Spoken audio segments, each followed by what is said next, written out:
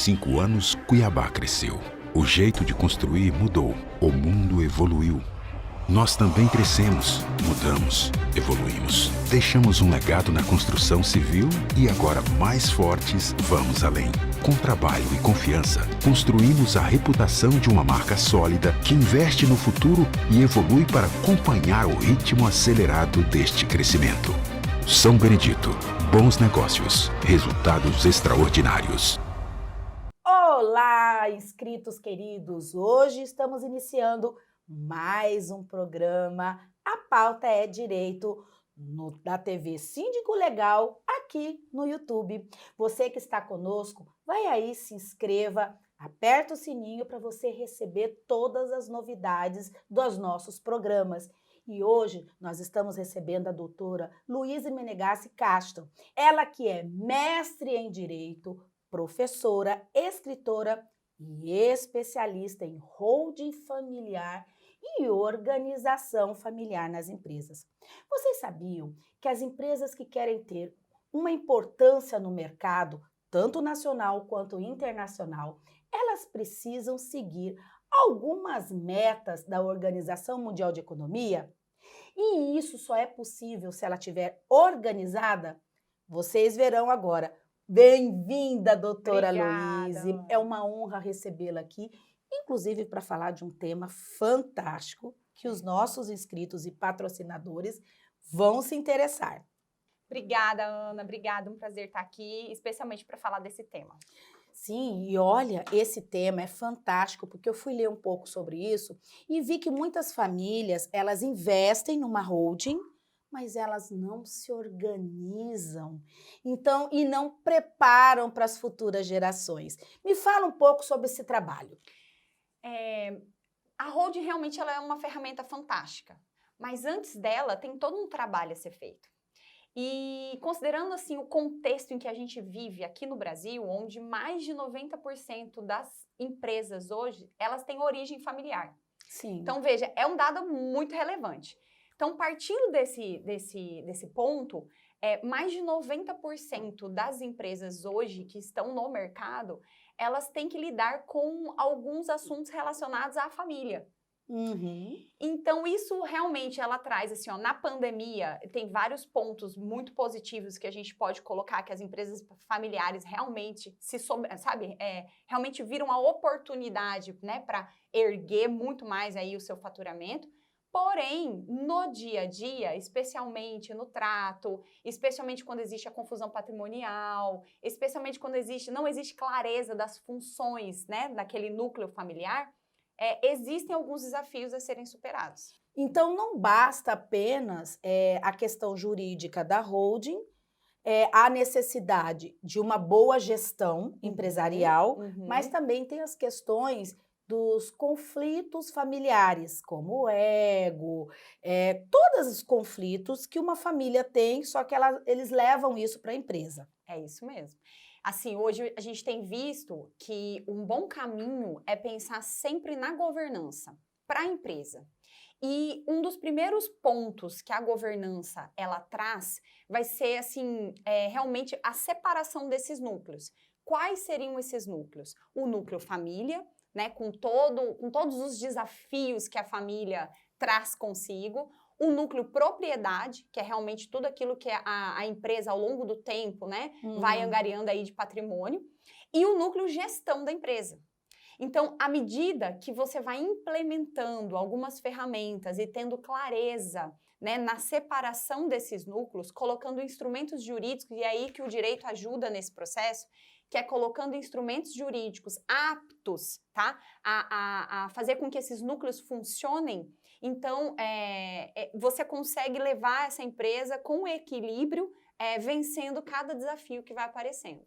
Bom, nós da área de direito de família, eu como familiarista, eu sempre falo que não adianta fazer um planejamento familiar, simplesmente, que são aqueles instrumentos, a holding, né, o testamento. Vocês que são empresários e que têm uma empresa familiar, não adianta só o planejamento se depois, utilizando uma ferramenta adequada para a sua empresa, não observar exatamente isso. O núcleo da governança, porque aí lá vai ficar dividido claramente o que faz, como faz, quem faz, quando faz, Exato. quem recebe, quem não recebe.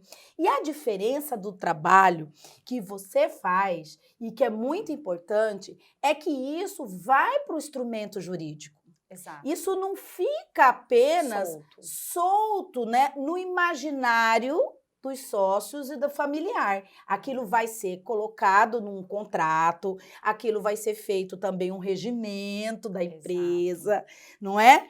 E assim, o que é muito, muito, muito relevante? A maior preocupação dos empresários é fazer com que a empresa ela aconteça, ela passe através do tempo. Ou seja, o maior problema, o maior desafio é a longevidade. E hoje a gente traz um conceito muito importante que seria a sustentabilidade. Eu não falo só na seara ambiental, eu falo a sustentabilidade. A empresa ela conseguir passar por todos os desafios.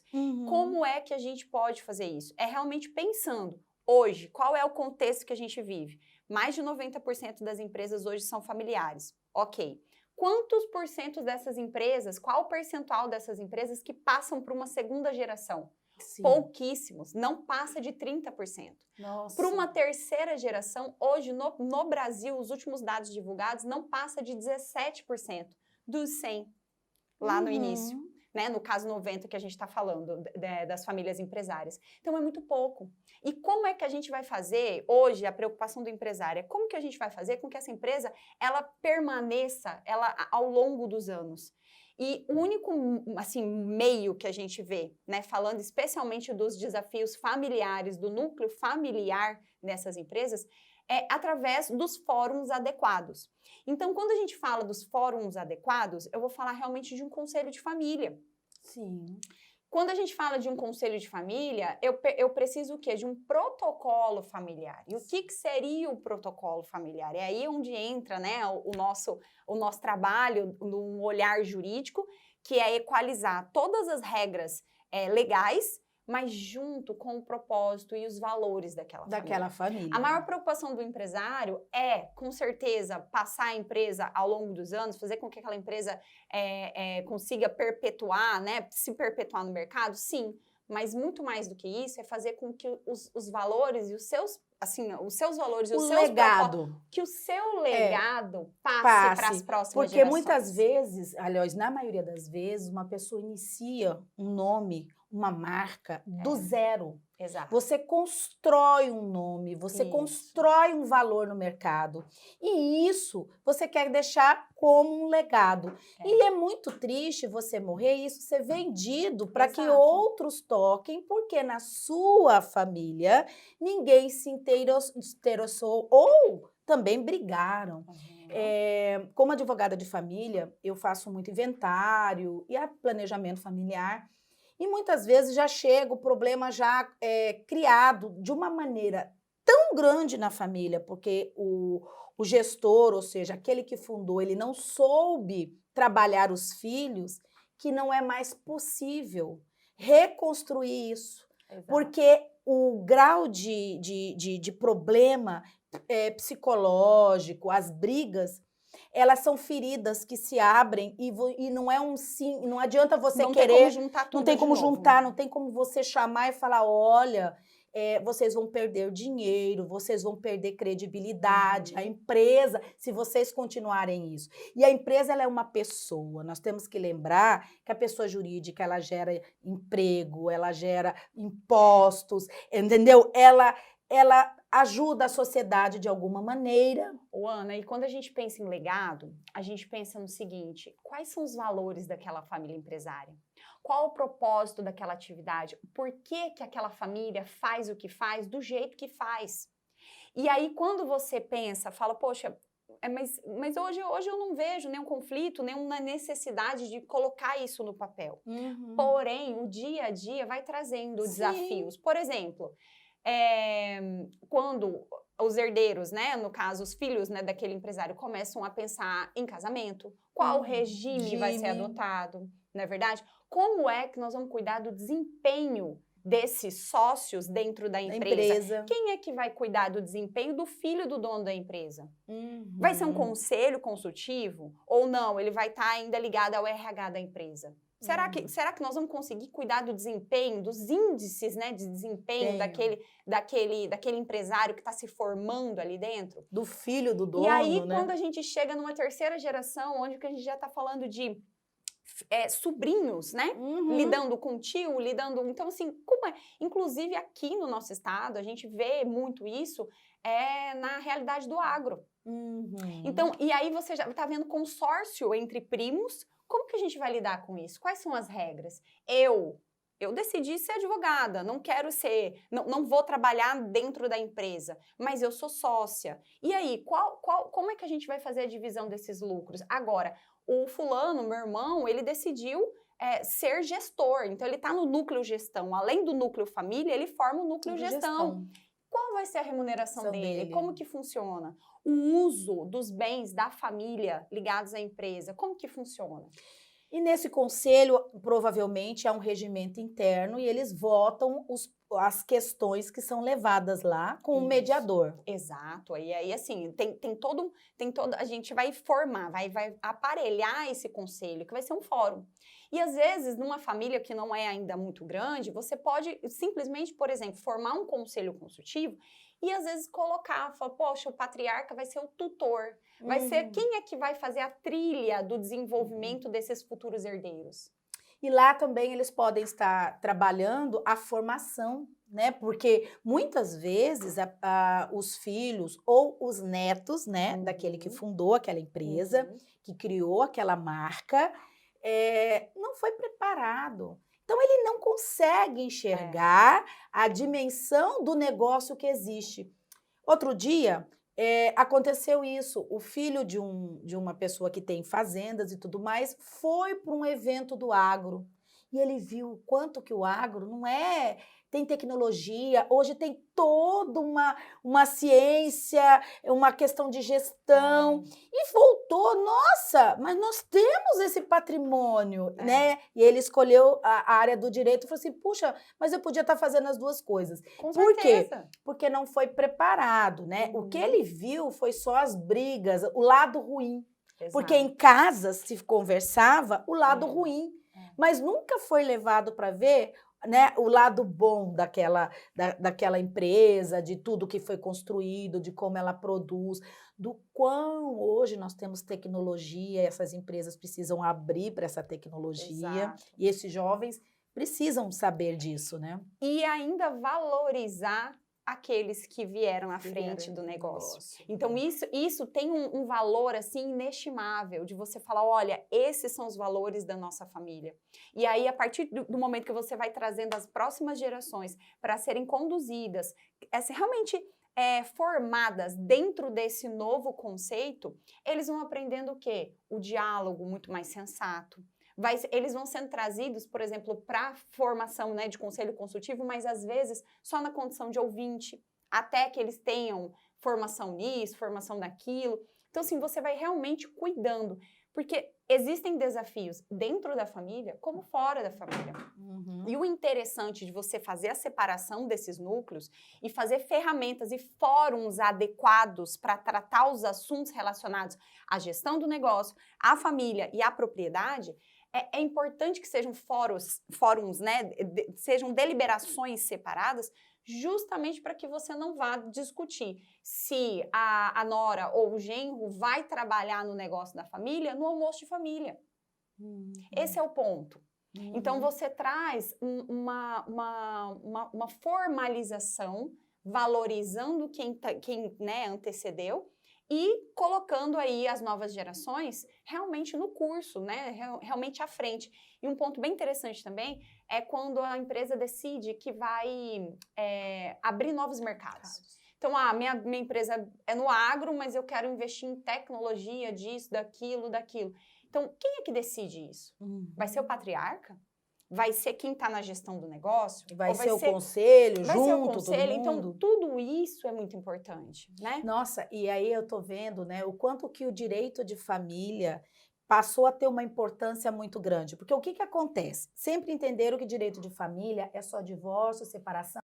E o direito de família hoje, ele está junto com o direito empresarial, entendeu? Ele está junto com o direito tributário. Por quê? Porque as questões familiares, né? As famílias, elas possuem negócios, né? Elas realizam negócios também, compram, vendem. Então, é importante, não é? Você que tem uma empresa familiar, que tenha, né? Que seja acompanhado por uma especialista em direito empresarial, em holding e direito de família.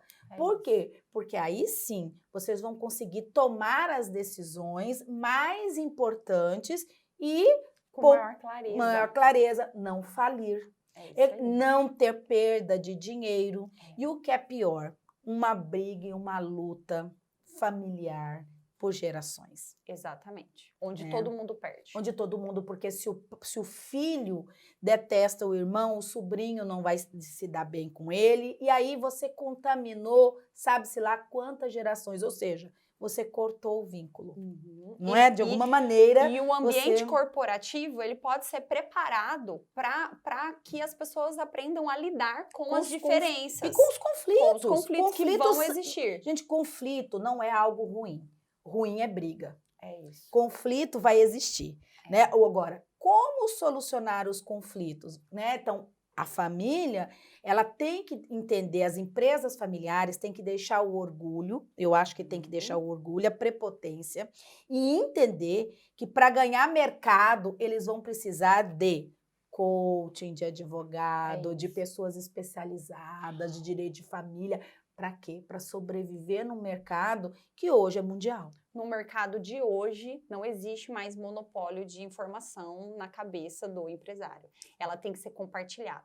O planejamento estratégico da empresa, ele tem que ser feito realmente a todas as mãos que estão ali envolvidas no negócio. Sim! E quando você traz mais transparência, quando você traz mais verdade, propósito, sabe? Valores dentro disso, sem falar ainda, Ana, no benefício que isso leva para a empresa e para a entrega do serviço do produto, porque os colaboradores se sentem envolvidos naquela energia.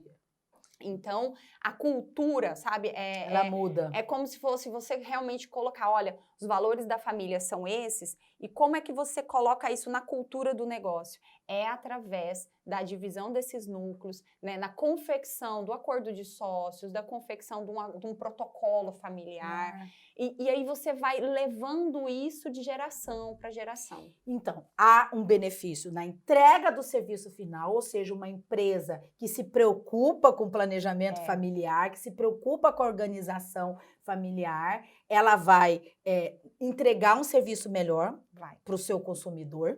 2, ela vai ter uma gestão mais organizada, ou seja, ela vai reduzir o número de estresse, né? E vai ter colaboradores muito mais engajados, e isso é lucro. E mais, ela vai ter uma família organizada e os danos emocionais, psicológicos, não é? A quebra da corrente do nome familiar vai ser preservado. Exatamente. É tudo de bom. Eu gostaria, então, muito boa a nossa conversa, né? Obrigada, nosso diálogo maravilhoso. É fantástico esse tema. A gente ficaria um dia aqui.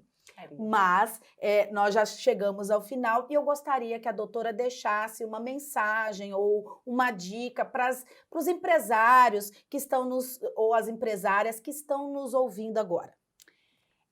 Eu queria dizer que pensar em longevidade é pensar realmente no agora. Então, a gente só constrói o amanhã no dia a dia do hoje. Então, ao longo das nossas ações e das nossas condutas, é importante que a gente traga, né, os nossos valores e consiga realmente colocar isso à disposição daquilo que a gente ama, no caso da empresa. Então, é importante pensar no futuro, pensar realmente, transformar, né, o hoje. Doutora Luísa, muito obrigada por ter disponibilizado o seu tempo aqui conosco e essa aula fantástica. Obrigada. Espero que vocês, inscritos, tenham gostado. Compartilhem esse nosso programa. Vai lá, aperta o sininho, se inscrevam e até o próximo programa. A Pauta é Direito, aqui no TV Síndico Legal do YouTube.